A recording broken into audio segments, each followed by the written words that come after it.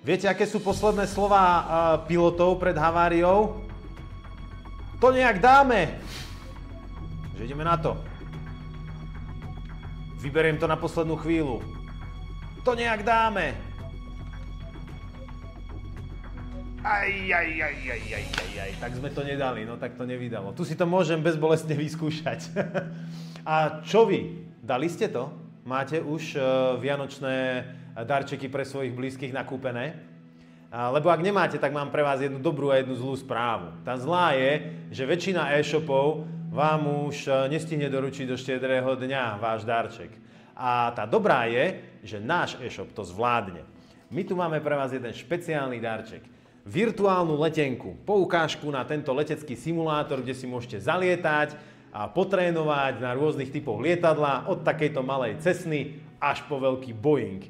A tento produkt si jednoducho stiahnete z nášho e-shopu a venujete niekomu zo svojich blízkych, ktorý potom to môže využiť. Takže pozývam vás sem do Kyncelovej pri Banskej Bystrici, do Slovenského múzea máp, zalietať si. Prajem vám šťastné a veselé Vianoce.